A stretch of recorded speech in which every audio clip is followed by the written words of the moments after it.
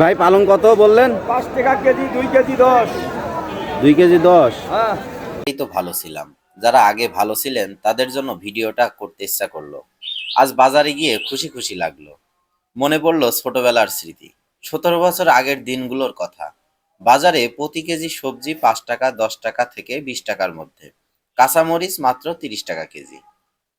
যারা বলেন আগেই ভালো ছিলাম, তারা এখন কেমন আছে? তাড়াতাড়ি দাও, তাড়াতাড়ি দাও। আচ্ছা আলু কত করে দিচ্ছ গো? আলু 20 টাকা।